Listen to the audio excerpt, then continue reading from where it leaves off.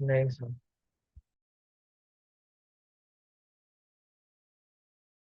तो इसके बाद वाले क्वेश्चन पे आते हैं।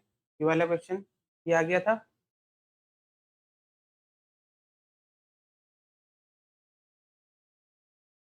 फिर मेरा 2.2 आया था टेंशन। 2.2 आया था क्या? ये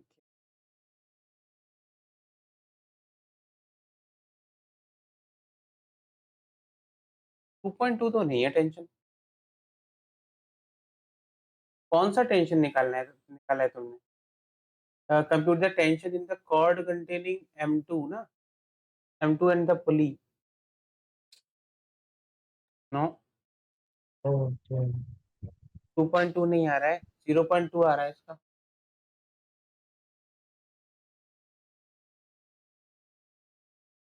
बाकी लोगों का कैसा है? सर 24/110 आ रहा है। 24/11 आ रहा है। 24/11 0। हाँ, ये ठीक आ रहा है, तुम्हारा करेक्ट आ रहा है हमारा। हाँ सर।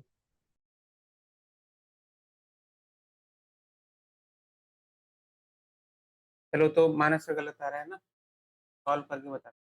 बाकी लोगों का कैसा है? चलो सॉल्व कर ही लेता हूँ। दिक्कत होता है अपन को। पहले तो देखो रिलेशन निकालते हैं। फिक्स पॉइंट है ये लेफ्ट वाला। तो तुम क्या करोगे, सबके डिस्टेंसेस दो। इसका डिस्टेंस मान लो ये x2, M1 का डिस्टेंस मान लो ये x1, और इस पुली को भी मान लो कुछ, तो इस पुली का भी डिस्टेंस दे दो, ये x3 हो जाएगा। अब हम स्ट्रिंग की लेंथ लेंगे। अगर मैंने सबसे पहले ब्लू वाली स्ट्रिंग की लेंथ ली, तो इसकी स्ट्रिंग की लेंथ को,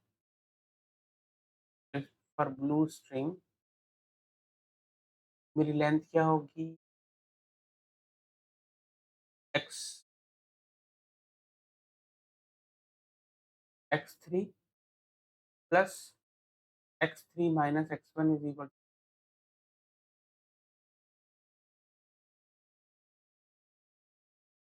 ये पहली इक्वेशन हो गई। और सेकेंड स्ट्रिंग के लिए जो सेकंड वाली स्ट्रिंग है ये वाली ग्रीन, इसको कलर ग्रीन कर देता हूँ। ये ग्रीन स्ट्रिंग की जो ये equation, x2 minus x3 is equal to constant, differentiate कर दो तो क्या आ जाएगा, सब कुछ मूवेबल है। तो 2a3 इक्वल टू a1 आ गया, और a2 is equal to a3 आ गया। मुझे एक्चुअली में रिलेशन चाहिए a1 एंड a2 का।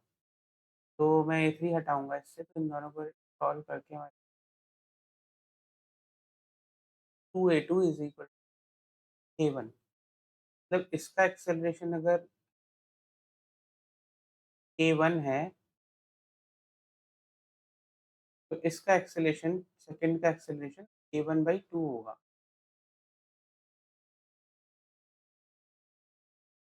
या अदर वे में भी देख सकते हो कि अगर m2 का एक्सेलरेशन a है, तो m1 का जो एक्सेलरेशन होगा वो 2a होगा। यहाँ तक क्लियर है ना सबको? मानस क्लियर है नहीं? हाँ सर। हाँ, अब ये हो गया है, तो फिर इसके बाद बनाते हैं।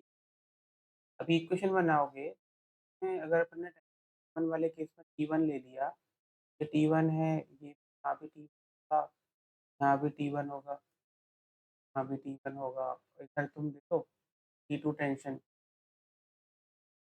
तो मैं अगर एफपीडी बनाऊंगा, एफपीडी बना के देखते हैं। एफपीडी M2 पर जो मेरा एफपीडी होगा, ये है मेरी एक फोर्स F आगे की तरफ, टेंशन T2 पीछे की तरफ लग रही है।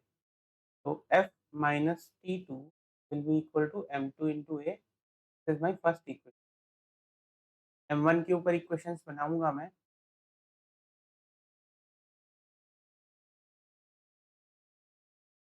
M1 के लिए जो इक्वेशन, टेंशन T की तरफ है, एक्सेलरेशन 2 है इधर की तरफ है, T1 is equal to m1 into 2a, ये मेरी सेकंड इक्वेशन।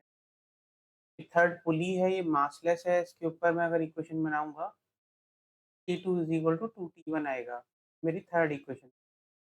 अब मैं इन तीनों इक्वेशन को सॉल्व करके A और T निकाल लूँगा।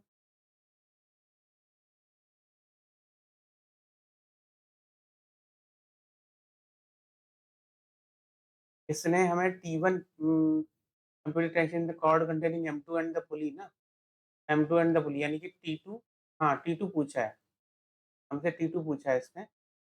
हम क्या करते हैं, T1 को हटा देते हैं, 1 is equal two by 2 by 2 कर, T2 is equal 4m1 A हो गया, और similarly F minus T2 equal to M2 into A है, दोनों को ऐड कर दो, हमारे पास F is equal 4m1 2 into जाएगा, यानी क्या आ गया, A इज़ इक्वल टू आपके पास आ गया F by 4m1 plus M2, तो उसकी वैल्यू देख लो क्या है,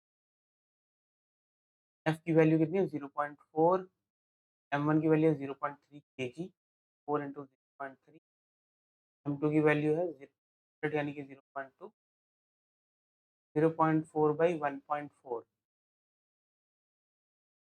इसको ऐसे ही ले लेना है, 2/7 निकाल दिया, ये एक्सेलरेशन 2/7। अभी ये निकालने के बाद हमें टेंशन निकालना है, तो इसको हम एफ पहली इक्वेशन में लिख देते हैं, फर्स्ट इक्वेशन, तो first 0.4 minus T2, M2 is 0.2, acceleration की वैल्यू है 2/7, सॉल्व कर लो, आंसर है।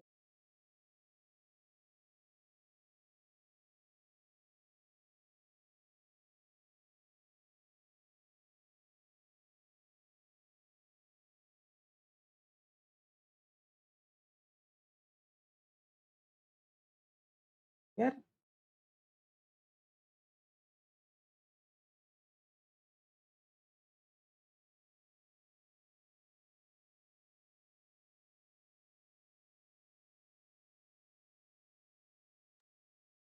फिर 2.4/7 थोड़ी ना 2 आया।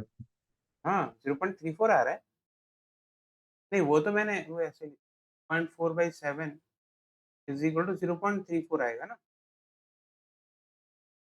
अच्छा, लेकिन आंसर तो कुछ और आ रहा था ना। आपने आंसर 0.2 बोला। हाँ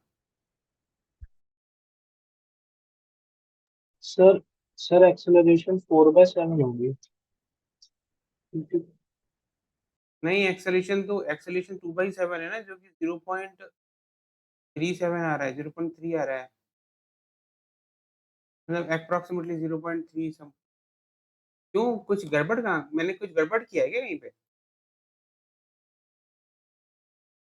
एक्सेलरेशन 4/7 हो रही है भाई। नहीं सर, करेक्ट है, 2/7 ही आ रहा है। हम्म,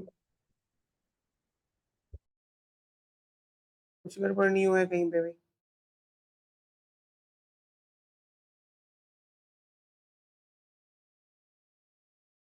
ये देख लेना, मैंने कहीं कैलकुलेशन में सिलेबस चेक तो नहीं कर दिया, क्वेश्चन तो सबके हैं।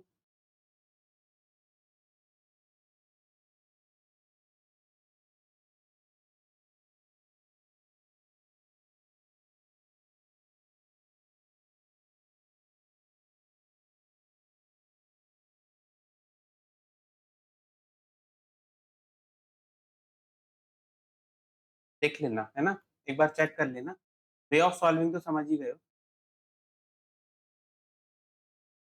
तो मैं एक बार देख लो इसमें।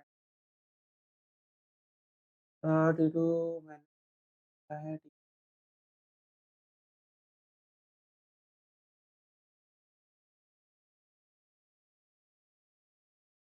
T2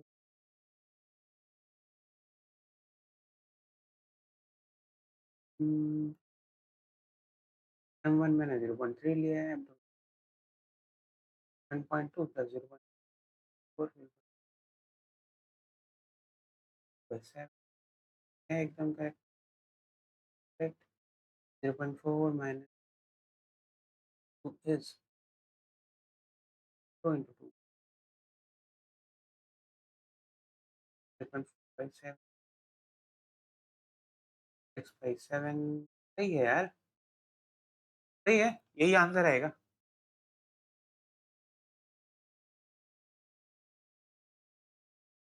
तुमने भी तो क्वेश्चन ऐसे ही किया होगा, तुमने कौन सा अलग कोई मेथड यूज किया है? Solution acceleration 2f/4m into sum 2 है। कितना आ रहा है? 2f/4m into sum 2। इसका मैं M2 का एक्सेलरेशन, तुमने M2 का एक्सेलरेशन ए लिया था क्या? या M2 का कहीं कुछ और तो नहीं ले लिया? हाँ इसलिए अगर तुम M1 का एक्सेलरेशन निकालोगे तो वो 4/7 आएगा एक्सेलरेशन। तो मुझे बताओ ना, यहाँ गलती कहाँ करी है मैंने? अगर तुम्हारा 4/7 आ रहा है एक्सेलरेशन M2 का, मुझे थोड़ा सा बताओ ना कहाँ गलती हुई है मेरी।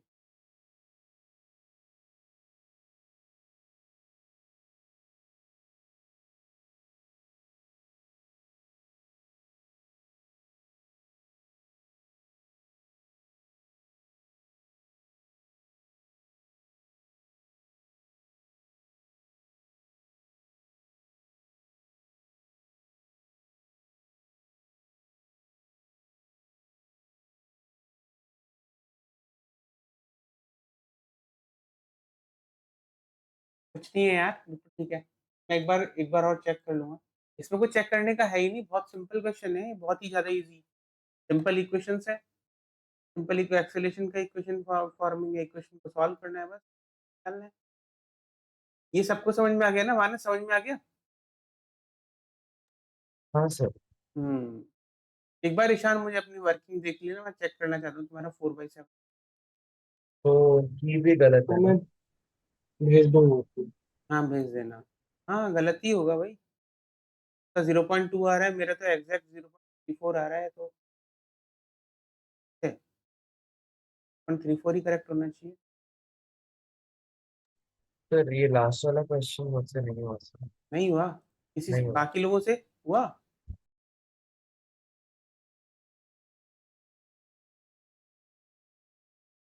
बाकी तो कोई बोल ही नहीं रहा है कुछ, भाई क्या हो गया तुम लोगों को? नहीं सर। अनिक नहीं हुआ क्या? अच्छा, और श्रेया, शिवांशी? सर एक रिलेशन आया था दोनों के एक्सीलरेशन में, मतलब ऐसा कुछ आ रहा था कि वो एम वाला जो ब्लॉक है उसका मैंने एक्सीलरेशन a3 लिया था, तो a3/2 is equal to a1 आ रहा था, मतलब 2m वाले ब्लॉक का एक्सीलरेशन। एक मिनट, तुम्हारा क्या आ रहा था? किसको A3 लिया था? इसको A3 लिया था, हाँ हाँ, उसको a3 लिया था। और इसको a1। तो A1 लिया था। हाँ अच्छा, तो अब इसको A2 लिया होगा तुमने, है ना? हाँ। अच्छा, कोई बात। फिर रिलेशन A3 क्या, रिलेशन क्या रहा तुम्हारा? a3/2 is equal to a1। A3/2 यानी कि A3 इज इक्वल टू तुम्हारा 2A आ रहा है। हाँ करेक्ट, सही तो आ रहा है। मतलब तुम्हारे हिसाब से अगर इसका 2m का एक्सेलेरेशन अगर A है, तो इसका एक्सेलेरेशन 2A होना चाहिए। हाँ, ठीक तो आ रहा है?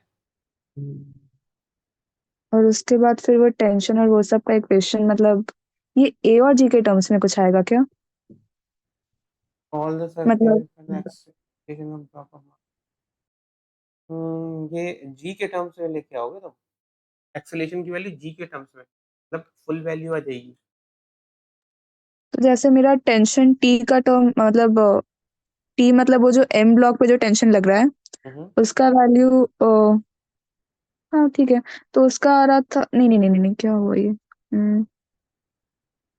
एक मिनट, मतलब मेरा टी का वैल्यू आ रहा था ma1 + mg, ऐसा।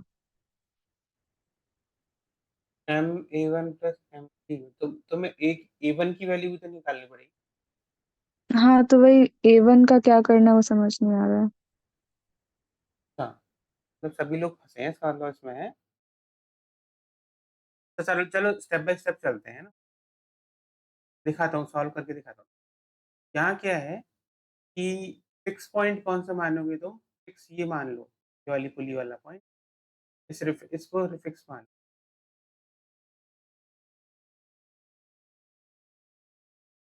अच्छा जीवांशी, एक बात बताओ, जीवांशी तुम्हारा हो रहा है ये? सॉल्व कर पा रहे हो? कोई प्रॉब्लम तो नहीं आ रही?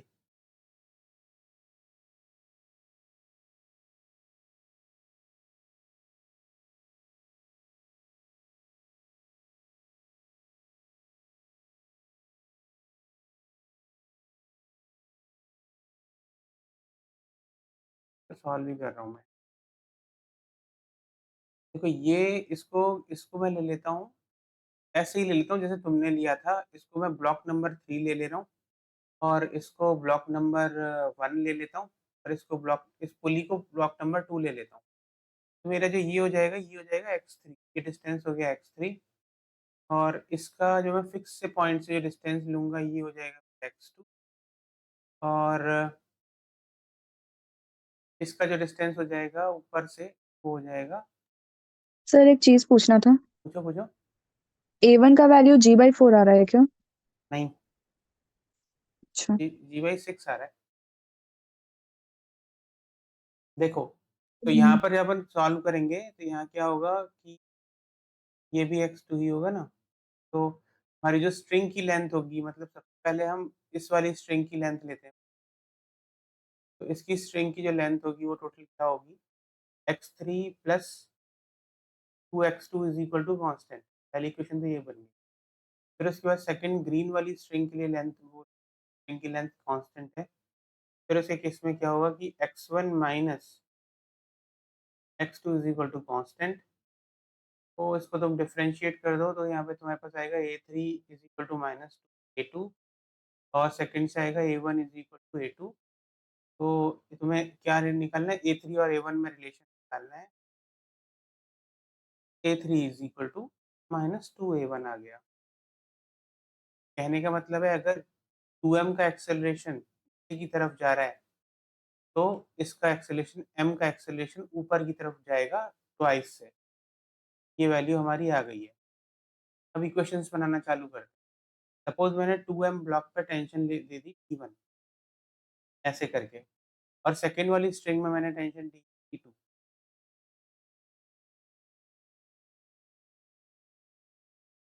ये T2 है, ये भी T2 होगा और ऊपर भी यहाँ भी T2 होगा, यहाँ भी T2। मेरे पास रिलेशन इक्वेशंस क्या-क्या बनेंगी, पुली 2 पे अगर मैंने बनाया तो T1 is equal to T आएगा 2T2, पहली रिलेशन हो गई। और 2m के ऊपर, और 2m मेरे पास जो इक्वेशन बनी इस पर 2mg लग रहा है नीचे की तरफ, तो 2mg minus T1 is equal to 2m into इसका एक्सेलरेशन है सेकेंड इक्वेशन। थर्ड सर वाले में, एक्सेलरेशन का वैल्यू G/6 आपने बोला? हाँ, ठीक है, आ गया। अच्छा। अभी इसमें क्या है कि ये जो कैपिटल M वाला है, इसमें जो mg लगेगा वो नीचे की तरफ लगेगा, कैपिटल mg। कैपिटल mg इधर की तरफ लग रहा है। इसके दो कंपोनेंट लोगे तुम कैपिटल mg के, एक तो ये वाला mg cos 30 और एक होगा mg sin 30 इधर की तरफ। तो कंपोनेंट्स में डिवाइड करना पड़ेगा। अब एक्सेलेरेशन के डायरेक्शन में तुमने फोर्सेस निकाल ली है। एक फोर्स और लगेगी, नॉर्मल रिएक्शन। वैसे हमें वर्टिकल फोर्सेस से कोई मतलब नहीं है, पर अगर तुम बनाना चाहोगे कैपिटल M ब्लॉक के लिए तो वर्टिकल फोर्सेस होंगी n minus mg cos 30 is equal to 0। तो नॉर्मल रिएक्शन mg cos 30 के इक्वल हो जाएगा। अगर फ्रिक्शन होता तो फिर मैं इसको यूज करता, नहीं तो दूसरी इक्वेशन जो बनेगी मेरी क्या बनेगी, T2 minus mg sin 30 is equal to m into 2a। ये मेरी थर्ड इक्वेशन। अब काम क्या है तुम लोगों का, फर्स्ट, सेकंड और थर्ड इक्वेशन को आपस में सॉल्व कर निकालो एक्सेलरेशन। मैं सॉल्व करके बताता हूँ। अब अगर मैंने T1 की वैल्यू इसमें डाली, फर्स्ट को सेकंड से सॉल्व किया, तो मेरे पास आएगा 2mg minus T2 is equal to 2। इसमें मैं 2 कैंसिल कर सकता हूँ, तो मेरे पास आ जाएगा minus T2 is equal to capital MA। अब मेरे पास ऑलरेडी ये रेड वाली इक्वेशन कर सकता हूँ, T2 minus on 2 is equal to 2 capital MA। Third equation है ये हमारी, तो फोर्थ इक्वेशन बोल दो, 1 प्लस 2 बोल दो, 1 एंड 2 की सॉल्विंग। तो थर्ड को 1 एंड 2 से सॉल्व करूंगा, मैं ऐड करूंगा, तो मेरे पास ये आएगा T minus T2 is equal T2 minus M/2 capital MA। दोनों को ऐड अप कर दो, कैंसिल हो गया T2, ये mg/2 equal to 3 capital MA। Acceleration की वैल्यू जो आ रही है वो आ रही है g/6, a g/6 है। और जो टेंशन की वैल्यू से पूछते हैं वो तो गया, बस एक्सेलेरेशन ही तो पूछ।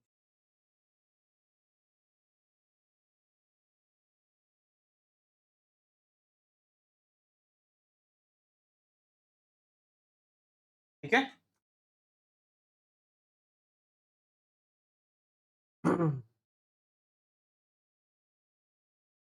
ऐसे होगा ये,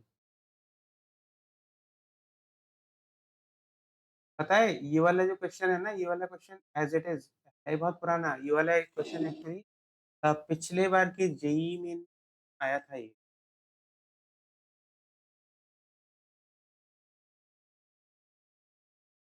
और ये मैंने पिछले बार के जेई मेन से नहीं लिया है।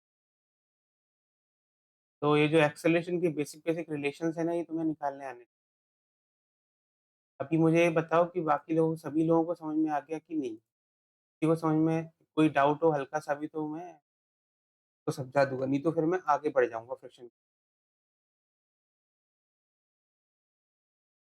माइनस। क्लियर है नहीं? हाँ सर।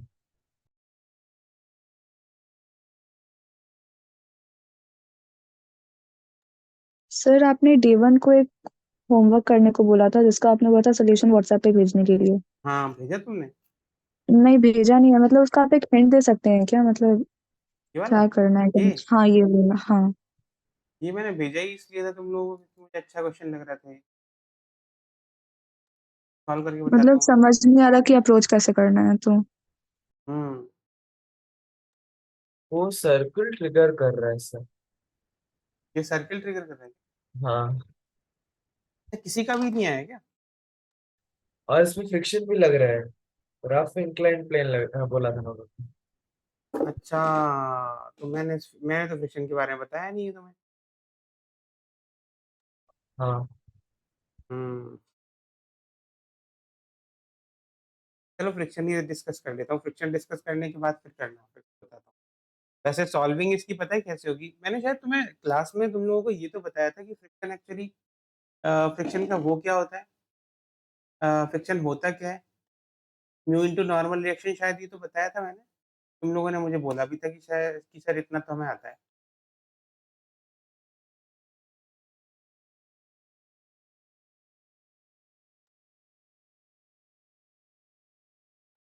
सर आता तो उतना ही है, बट ये क्वेश्चन करे कैसे वो समझ नहीं आ रहा। अच्छा मैं बताता हूँ।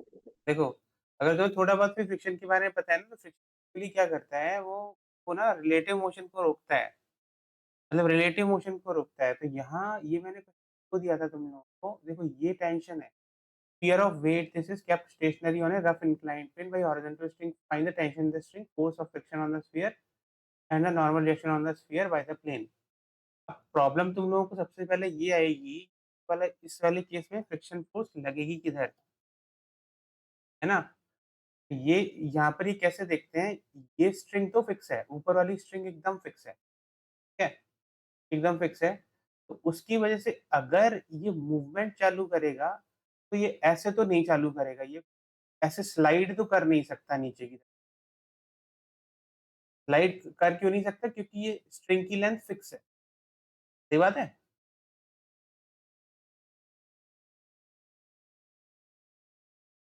ये बताओ, ये जो मैंने बताया ठीक ठीक लग रहा है कि नहीं? हाँ सर। अभी देखो, अभी यहाँ पर क्या होगा कि इसमें और ये तो होना नहीं है और कुछ नहीं होना है। इसमें क्या होगा कि ये जो स्ट्रिंग है ना, ये सेंटर के अबाउट टॉर्क लगाएगी इस पर। टॉर्क लगाएगी तो इसका जो इस स्फीयर का जो पहला रोटेशन हो, पहला जो मोशन होगा वो ऐसा होगा। मतलब ये इस टॉर्क की वजह से, because this string is having a tension, this tension is applying A torque on the centre which is in this direction. तो इसका जो पहला जो मोशन होना चाहिए स्फीयर का, अगर होगा हल्का सा, तो वो क्लॉकवाइज होगा। यानी कि जो नीचे वाला जो पॉइंट है, वो नीचे वाला पॉइंट पीछे की तरफ जाने की कोशिश करेगा। तो उसको रोकने के लिए फ्रिक्शन फोर्स जो लगेगी, वो फ्रिक्शन फोर्स ऊपर की तरफ लगेगी। ये बताओ कि ये जो मैंने रीजनिंग की है, ये तुम्हें सही लगा है कि नहीं?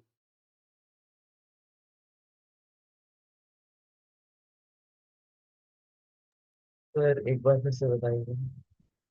देखो, यहाँ पर क्या है कि ये जो स्फीयर है, इस स्फीयर का हॉरिजॉन्टल मोशन तो पॉसिबल है नहीं, ऊपर तो जाएगा नहीं है, नीचे ये जा नहीं सकता क्योंकि स्ट्रिंग की लेंथ कांस्टेंट है। ठीक है, अगर इसका मोशन पॉसिबल हुआ, ये मोशन करेगा नहीं, स्लाइडिंग मोशन तो ये कर नहीं सकता क्योंकि स्ट्रिंग की लेंथ फिक्स है, ना ऊपर ना नीचे। अगर मान लो तुम ये सोचो, अच्छा, अगर तुम लोग ये भी सोचो कि ये हल्का सा स्लाइड भी करा, अगर ये हल्का सा स्लाइड करने की कोशिश भी किया इसने, पियर ने, तो वो स्लाइड किधर जाने की कोशिश, ये जाने की किधर कोशिश करेगा, नीचे या ऊपर? नीचे की तरफ। तो नीचे की तरफ जाएगा ना। तो इसका मतलब जो ये वाला जो पॉइंट है, नीचे वाला पॉइंट है, इस पर फ्रिक्शन फोर्स किधर लगनी चाहिए? ऊपर की तरफ लगनी चाहिए। तुम अगर टॉर्क के हिसाब से भी नहीं देखो, नॉर्मली देखो, तो ये फ्रिक्शन फोर्स ऊपर की तरफ लगनी चाहिए नीचे की तरफ जाने वाले मोशन को रोकने के लिए। ठीक है, हाँ सर। तो बाकी जो है, अब बाकी जो है ये mg's के ऊपर लगेगा इधर की तरफ। ये वेट है, इसको हम mg कहते हैं। इसके दो कंपोनेंट निकाल दो। इसके दो कंपोनेंट है, एक तो कंपोनेंट यहाँ की तरफ होगा, वो होगा हमारा mg cos 30, मैं लिख दूंगा w cos 30। और दूसरा जो कंपोनेंट होगा वो w sin 30 होगा इधर की तरफ। और नेक्स्ट जो कंपोनेंट होगा वो अच्छा, ये कंपोनेंट होगा। एक तुम नॉर्मल नॉर्मल रिएक्शन लगा दो, नॉर्मल रिएक्शन इधर की तरफ लग रहा होगा ऊपर। बस, और तो मुझे कोई फोर्स दिख नहीं रही है।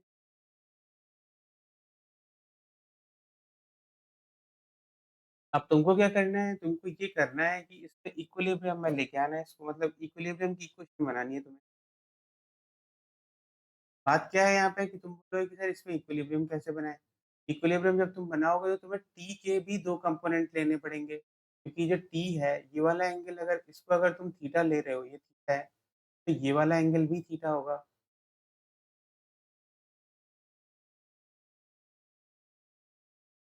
तो अगर तुम ये वाला एंगल देखोगे, ये इस प्लेन के अलॉन्ग ये वाला एंगल भी थीटा होगा 30 डिग्री।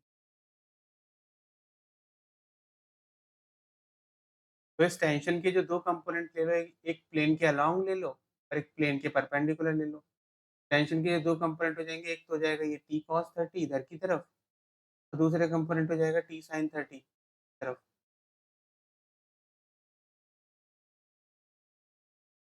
अब अगर मैं इसकी इक्विलिब्रियम की इक्वेशन बनाऊंगा, इक्विलिब्रियम की इक्वेशन में मेरे पास क्या बनेगा? एक तो इस डायरेक्शन में अगर मैंने बनाई, ये एक्स ले लो, ये वाई ले लो। तो वाई डायरेक्शन में अगर मैंने बनाई, तो वाई डायरेक्शन में मेरे पास N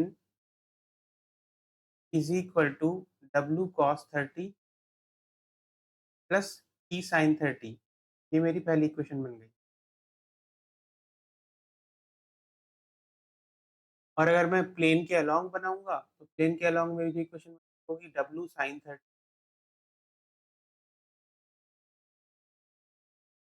is equal to friction force F plus T cos 30।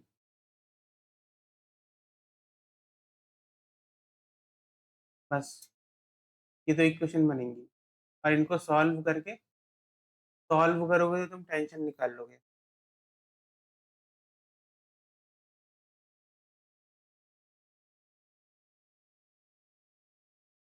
अच्छा, यहाँ पर मेरे पास यहाँ पर तुम लोगों को प्रॉब्लम है कि ये भी हो रही होगी। सर यहाँ तो 3 अननोन वेरिएबल है। 3 क्या? ज़्यादा ही अननोन वेरिएबल है। 4 हैं। तुम्हें और भी इक्वेशन बनानी पड़ेगी।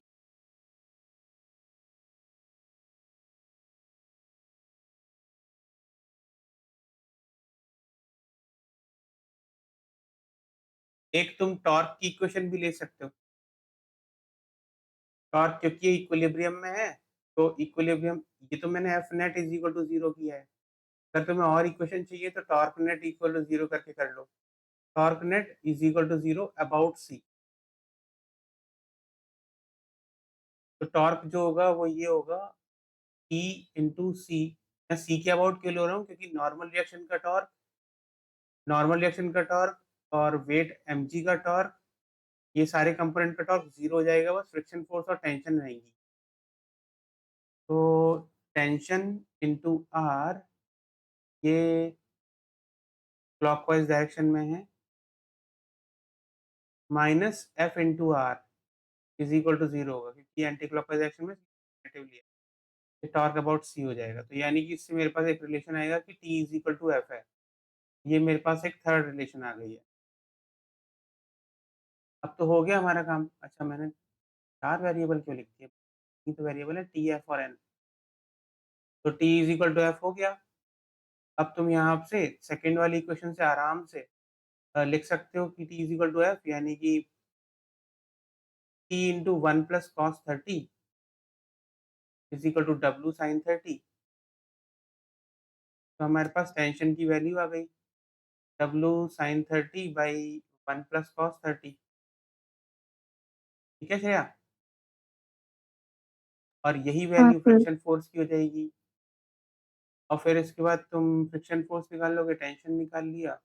नॉर्मल रिएक्शन में डाल के निकाल लेना फर्स्ट इक्वेशन से। Normal reaction will be equal to W cos 30 plus W sine square 30 divided by 1 plus cos 30। Equilibrium का बहुत अच्छा क्वेश्चन था। इसमें तुम्हें नेट फोर्स और net torque is equal to, ये हैं इसके सॉल्यूशन।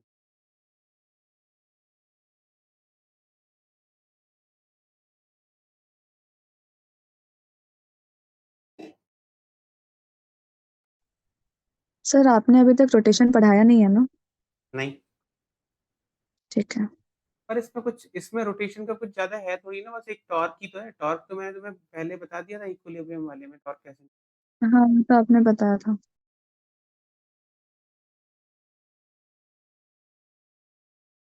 चलें आगे? किसी को डाउट तो नहीं है? कोई मुझे बता नहीं। नहीं सर। अनिक, ईशान, जीवांशी,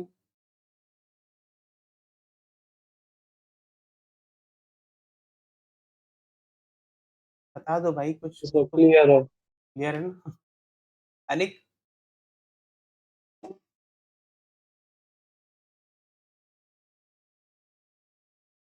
क्लियर है। मैं मान के चल रहा हूँ अगर कोई कुछ बोलेगा नहीं तो इसका मतलब क्लियर है वो। तो आगे चलते हैं। इसके आगे क्या है? हाँ, फटाफट देखो। अब फ्रिक्शन फोर्स पे आते हैं। फ्रिक्शन फोर्स, सूडो फोर्स, फिर कंप्लीट हो जाएगा। तो फ्रिक्शन फोर्स के बारे में तुम्हें बताता हूँ। फ्रिक्शन फोर्स क्या होता है ना, फ्रिक्शन फोर्स एक्चुअली 3 टाइप की फ्रिक्शन फोर्स होती हैं। ऐसे तो होती 2 टाइप की हैं, पर ये 3 केसेस में लगती हैं फ्रिक्शन फोर्स। पहला स्लाइडिंग में, और दूसरा एक स्टैटिक स्टैटिक कंडीशन में, तीसरा रोलिंग कंडीशन। अभी ये जो स्टैटिक वाली जो है ना, ये स्टैटिक वाली वाली बड़ी पेक्यूलियर है। स्टैटिक वाली की केस में क्या होता है कि देखो, हमेशा सबसे पहले तो ये जान लो कि बेसिकली जो फ्रिक्शन फोर्स का जो काम होता है वो ये होता है कि static friction force actually tries to oppose the relative motion between the two surfaces. मतलब बेसिकली अगर ये मान के चलो कि अगर तुम्हारा जो ब्लॉक एम है, this is moving with a velocity, suppose अगर ये आगे की तरफ मूव कर रहा है, तो इसका मोशन, ये अर्थ रुका हुआ है, अर्थ रुका हुआ है तो क्या हो गया इसका मतलब कि ये जो अर्थ रुका हुआ है तो मास हम आगे की तरफ स्लाइड कर रहे हैं, तो बेसिकली फ्रिक्शन का काम क्या होता है कि फ्रिक्शन का काम है काम को रोकना, मतलब रेसिस्ट करना। तो इस स्मॉल एम के मोशन को वो रेसिस्ट करेगा। तो अगर तुम स्मॉल एम का फ्री बॉडी डायग्राम बनाओगे तो फ्रिक्शन फोर्स की जो वैल्यू होगी, फ्रिक्शन फोर्स का जो डायरेक्शन होगा वो पीछे की तरफ लगेगा टू रेसिस्ट इट्स मोशन। ये है फ्रिक्शन फोर्स का डायरेक्शन। और क्योंकि ये भी मत भूलो कि एक फ्रिक्शन फोर्स जो है हमेशा एक कांटेक्ट फोर्स की वजह से जनरेट होती है। तो फ्रिक्शन फोर्स अगर तुम अर्थ के ऊपर देखोगे तो because of Newton's third law the direction of friction force on the earth surface will be opposite to the direction of friction which was acting on small m। Clear है? जो होती है फ्रिक्शन फोर्स। अब इस friction force का जो वो होता है, मतलब जो मैग्नीट्यूड होता है, डायरेक्शन तो तुम लोगों ने सीख लिया। तो फ्रिक्शन फोर्स का जो मैग्नीट्यूड होता है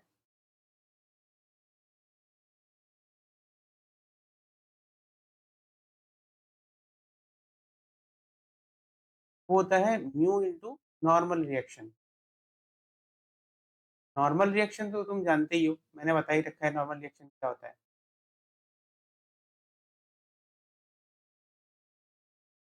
बच्चे गलती क्या करते हैं पता है? हमेशा ये म्यू इंटू नॉर्मल रिएक्शन मानने की बजाय वो म्यू इंटू एम जी याद कर लेते हैं फ्रिक्शन फोर्स को। म्यू इंटू एम जी नहीं होता, म्यू इंटू नॉर्मल रिएक्शन होता है। कभी-कभी किसी-किसी में क्या होता है, नॉर्मल रिएक्शन के साथ दूसरी फोर्सेस भी लगी हुई होती हैं। फोर्स एफ लगी हुई है या फिर कुछ और लगा हुआ है, तो वहाँ पर एमजी करोगे गड़बड़ हो जाएगा। तो म्यू इंटू नॉर्मल रिएक्शन हमेशा याद रखो, गड़बड़ी नहीं होगी। अभी ये जो म्यू है, ये क्या होता है? म्यू होता है कोएफिशिएंट ऑफ फ्रिक्शन।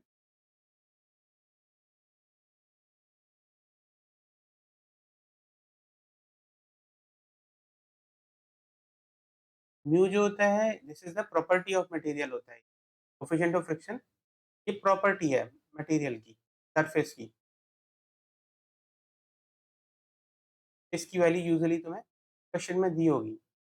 यहाँ पर जो अच्छी पेक्यूलियर चीज़ है ना, मतलब वो जो प्रॉब्लम होती है वो स्टैटिक फ्रिक्शन के साथ होती है। स्टैटिक फ्रिक्शन, अब जैसे सपोज़ स्टैटिक फ्रिक्शन के केस में अगर तुम देख लोगे तो स्टैटिक फ्रिक्शन मतलब जब बॉडी रुकी हुई होती है, व्हेन बॉडी इज़ स्टेशनरी, तो उसके केस में मोशन को रेसिस्ट करने के लिए जो फ्रिक्शन फोर्स लगती है उसको हम स्टैटिक फ्रिक्शन फोर्स कहते हैं। और उसकी जो वैल्यू होती है फ्रिक्शन फोर्स की एफ स्टैटिक, वो होती है mu static into normal reaction. अब यहाँ क्या है, ये जो स्टैटिक फ्रिक्शन फोर्स होती है this is a kind of variable friction force, variable force. मैं इसको वेरिएबल क्यों कह रहा हूँ?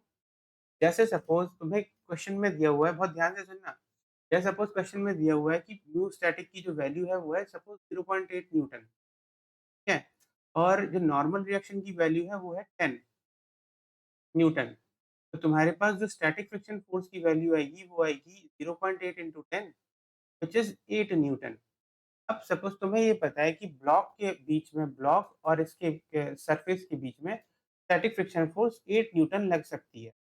ये इसकी मैक्सिमम वैल्यू है, स्टैटिक फ्रिक्शन फोर्स की मैक्स वैल्यू। मतलब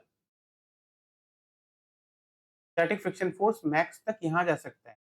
पर अब सोचो, अब एनालाइज करो कि मान लो भाई मैंने क्या किया, ये जो सिस्टम है इस सिस्टम पे मैंने सरफेस के साथ मैंने यहाँ पर ना जो फोर्स लगाई वो फोर्स 8 न्यूटन ना लगा के मैंने यहाँ पर 2 न्यूटन लगाई।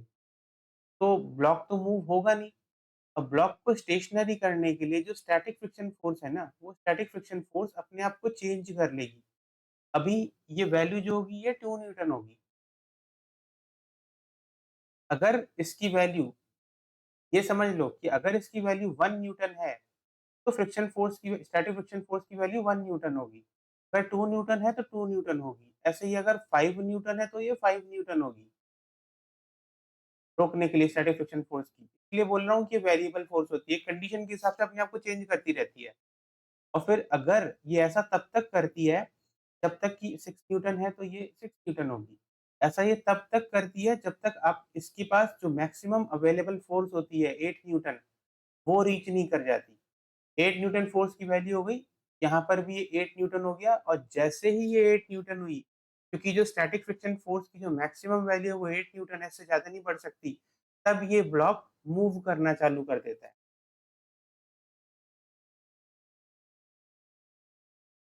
When F is greater than 8 Newton, block starts to move. और जब ये स्टार्ट टू मूव कर देता है, तो उसके केस में जब ये मूव करना स्टार्ट कर देता है, तो फिर स्टैटिक फ्रिक्शन फोर्स नहीं लगती। उसके बाद जो फोर्स लगती है वो काइनेटिक फ्रिक्शन फोर्स लगती है।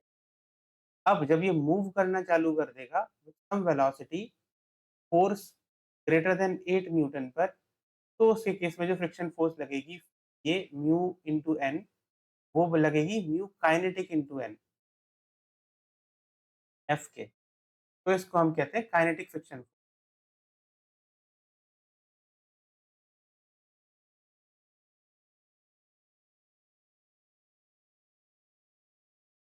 ठीक है, ये बताओ यहाँ तक समझ में आ गया? ये शायद तुम लोगों ने पहले भी पढ़ रखा है, सीबीएसई में बड़े अच्छे समझाते हैं ये लोग।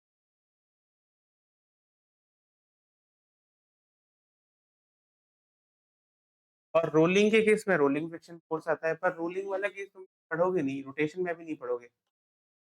और इसकी एक नेचुरल वैल्यू भी होती है कि static coefficient of static friction is greater than coefficient of rolling friction is greater than coefficient of ये काइनेटिक फ्रिक्शन।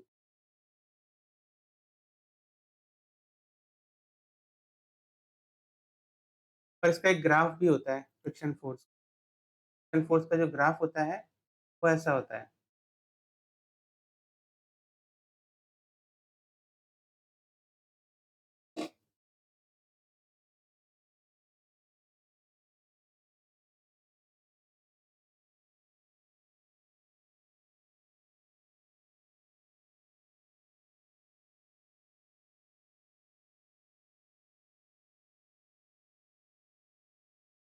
ये ये है maximum value of static friction. मतलब 0 से लेके यहाँ तक ये जो चीज़ रिप्रेज़ेंट कर रही है ना, ये इंक्रीज़ होती जा रही है जैसे-जैसे तुम्हारी ये ये कैपिटल एफ है। एप्लाइड फोर्स ये है फ्रिक्शन फोर्स। तो जैसे-जैसे आप एफ बढ़ाते जा रहे हो वैसे-वैसे आपकी स्टैटिक फ्रिक्शन फोर्स पहुँच जा रही है। ये स्टैटिक ब्रेक पॉइंट है। मतलब फ्रिक्शन फोर्स की मैक्सिमम वैल्यू। और उसके बाद जब ये मूव करना चालू कर देता है तो फिर उसके बाद से यहाँ पे काइनेटिक फ्रिक्शन फोर्स लगती है। और ये काइनेटिक फ्रिक्शन फोर्स की जो वैल्यू होती है वो हमेशा स्टैटिक फ्रिक्शन फोर्स की मैक्स वैल्यू से लो होती है।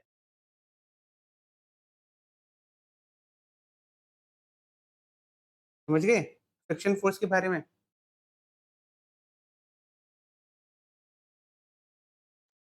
सर काइनेटिक फ्रिक्शन फोर्स हमेशा स्टैटिक वाले से लेस होती है, इसलिए वो ग्राफ में थोड़ा वो नीचे बेंड किया है। हाँ, थोड़ा-सा बेंड हुआ है क्योंकि काइनेटिक छोटा कम होता है। ठीक है। तो ये होता है।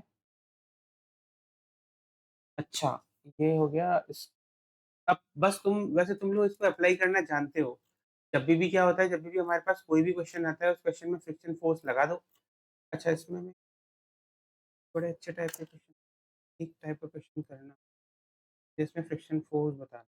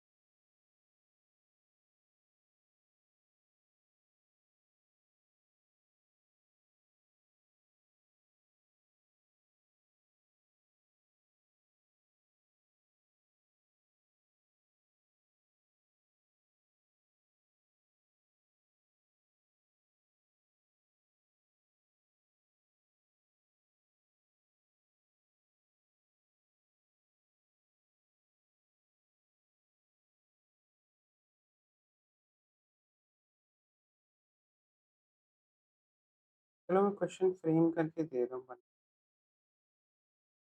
मेरे पास क्या है ना,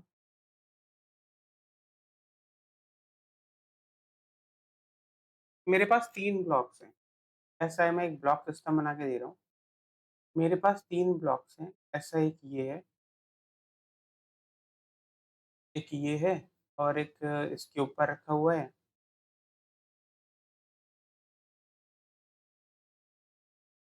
और एक और इसके ऊपर रखा हुआ है।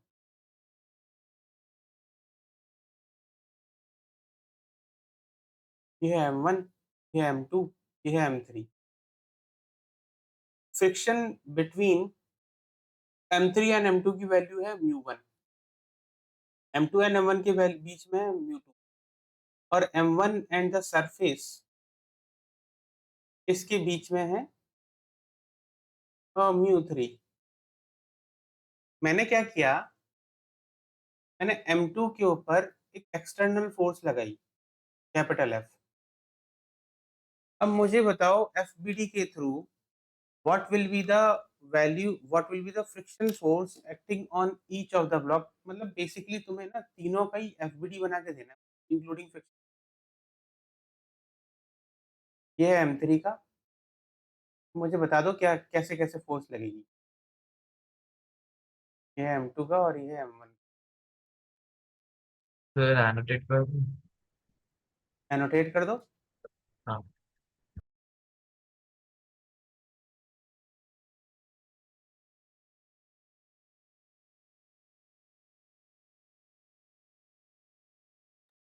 सर तो पहले मैं ना M1 का बना लेता हूँ। बना लो। M1 M1 का क्या बोलते हैं, नीचे की तरफ आ जाएगा MG। अच्छा, ये लिखना नहीं आ रहा है। मैं लिख देता हूँ। हाँ, ये ये M1 किया MG। जाएगा। हाँ, M1G। हाँ, और ऊपर की तरफ हावर विल हैव द नॉर्मल का फोर्स। अच्छा, वो बना दूं मैं? एक मिनट सर, एरो में बना देता हूँ। नहीं मत इसके बना, बाद मुझे बस बता दो, मैं बना दूंगा। हाँ सर, ऊपर की तरफ क्या बोलते हैं, N1। N1 force. और फिर as we are pulling it towards, क्या बोलते हैं, हम राइट की तरफ खींच रहे हैं, हम्म। तो frictional force will be acting towards left, मतलब M1 ऑपोजिट पे, डायरेक्शन में। M1 पे लेफ्ट हाँ, है लगेगी। नीचे, मतलब नीचे की तरफ, ऐसे नहीं, मतलब एरोटिक कर देता हूँ, समझ में नहीं आया, ऐसे से M1 नीचे के से, ऊपर। नीचे से इस साइड, नहीं नहीं ऐसे नहीं। लगेगा ना सर, क्योंकि इस साइड खींच रहे हैं तो frictional force will act in opposite direction ना। No no no. सर वो क्यों? राइट साइड पे जाएगा फ्रिक्शन। करेक्ट श्रेया, करेक्ट है। तो इक्वल एंड अपोजिट, तो हम्म μ2 में फ्रिक्शन लेफ्ट की तरफ जाएगा, तो उसके कारण μ1 सॉरी M1 और M3 दोनों पे ही राइट की तरफ जाएगा फ्रिक्शन। हम्म। पता है मानस क्या है, जब F, यहाँ पर क्या है ना कि फोर्स जो है मैंने स्पेसिफिकली M2 के ऊपर लगाया है, तो पहला जो मोशन होगा ना वो M2 का होगा। अब M3 और M1 तो रुके हुए हैं ना, तो M2 का पहला मोशन होगा राइट में। अब राइट में हो रहा है तो क्या होगा, इसके मोशन को अपोज करने के लिए नीचे की तरफ जो फ्रिक्शन फोर्स लगेगी वो होगी μ2 की वजह से। μ ये मतलब इसको बोल दो तुम F2। और ऊपर की तरफ, ऊपर वाले ब्लॉक की वजह से भी जो इस पे फ्रिक्शन फोर्स लगेगी वो भी पीछे की तरफ लगेगी, इसको तुम बोल दो F3। बाद में इसकी वैल्यू निकाल देना। अब क्या है कि इस ये क्योंकि F2 कांटेक्ट फोर्स होती है, तो इसकी वजह से, इस F2 की वजह से जो फ्रिक्शन फोर्स लगेगी M1 के ऊपर, वो फॉरवर्ड डायरेक्शन में लगेगी, F2।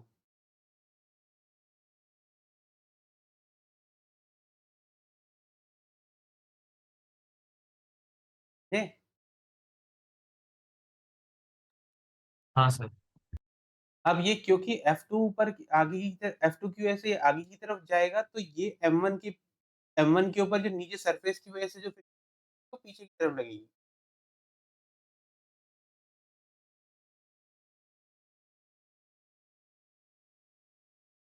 और F M3 के ऊपर क्या लगेगी, देखो क्योंकि M3 रुका हुआ था, इसने पीछे की तरफ फ्रिक्शन फोर्स लगाई, तो M3 के ऊपर जो फ्रिक्शन फोर्स लगेगी वो आगे की तरफ लगेगी, F3 का अपोजिट।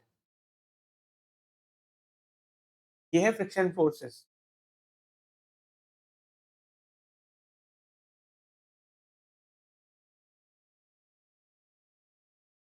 अभी बाकी फोर्सेस भी रिप्रेजेंट कर देते हैं। M1 की वजह से M2 के ऊपर सपोज नॉर्मल रिएक्शन जो लग रहा है वो N2 लग, तो एक ये जो M2 भी equal and opposite normal reaction लगाएगा इधर की तरफ।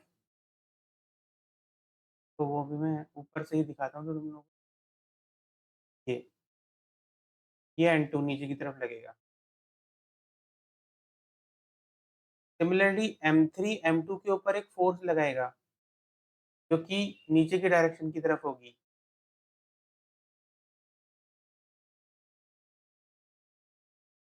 इसको बोल दो तुम N3 और same equal and opposite force M2 M3 के ऊपर लगाएगा, वो भी N3 होगी, वो ऊपर की तरफ लगेगी।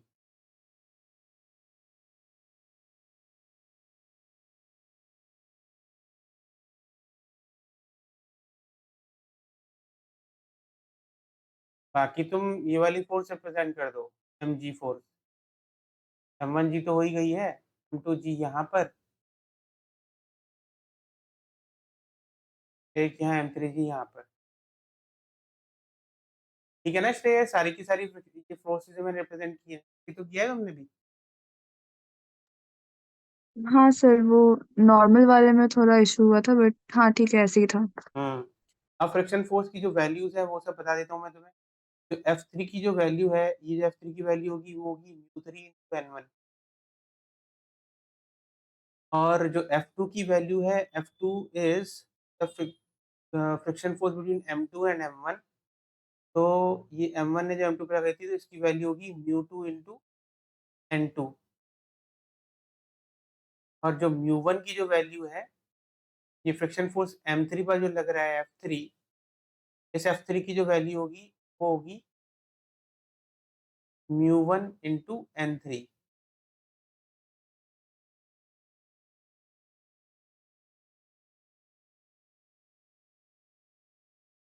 ये मैंने क्वेश्चन जानबूझ के इसलिए दिया था कॉम्प्लेक्सिटी के साथ कि इसे समझ जाओ कि एक्चुअली फ्रिक्शन फोर्स किस पर एक्ट करती है, मतलब कैसे एक्ट करती है और उसकी वैल्यू क्या होती है। फ्रिक्शन फोर्स एक्चुअली मोशन को अपोज करती है, और तुम्हें सबसे पहले फर्स्ट मोशन को देखना पड़ता है, फर्स्ट मोशन किधर की तरफ हो रहा है, और फिर उसके बाद जो फ्रिक्शन फोर्स की जो वैल्यू होगी, वो फ्रिक्शन फोर्स की वैल्यू डिपेंड करेगी जिस सरफेस पर लग रही है, उस वो वाला सरफेस क्या कांटेक्ट फोर्स क्रिएट कर रहा है।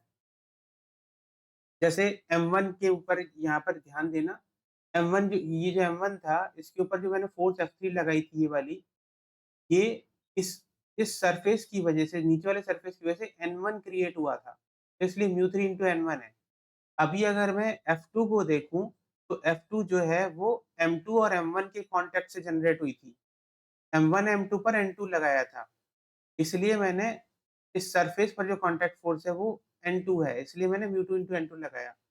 M3 और M3 और M2 के लिए जो फ्रिक्शन फोर्स F3 लग रहा है, वो उस पे जो कांटेक्ट फोर्स जनरेट हो रही है M3 और M2 की आपस में, वो N3 है। तो उस पर जो फ्रिक्शन फोर्स लगेगी μ1 × N3 लगेगी। समझ गए? इसको देखना, ये है, ये मैंने जानबूझ के दिया था तो तुम लोगों को समझ में आ जाए। अब इसको देखना घर पे, है ना? अभी मैं कोई क्वेश्चन नहीं दे रहा हूँ, इसको देखना घर पे, और देखने के बाद जो है ना, इसमें अगर फ्रिक्शन फोर्स के डिस्ट्रीब्यूशन में अगर किसी को भी डाउट है तो मुझे व्हाट्सएप कर देना, या फिर मुझसे नेक्स्ट क्लास में पूछे, क्योंकि नेक्स्ट क्लास में बस एक छोटा सा कॉन्सेप्ट बचा हुआ है सूडो फोर्स का, और फिर सूडो फोर्स को कंप्लीट करने के बाद मैं चैप्टर ये कंप्लीट कर दूंगा, फिर मैं 12th का टॉपिक लूंगा। Okay sir. ओके, चलो फिर एंड करते हैं। Thank you sir. Okay. Thank you sir. Thank you. Okay शान। शिवांशी, तुम्हें समझ में आया सब? Hello hello hello hello Shivanshi, Shivanshi का माइक गड़बड़ कर रहा है।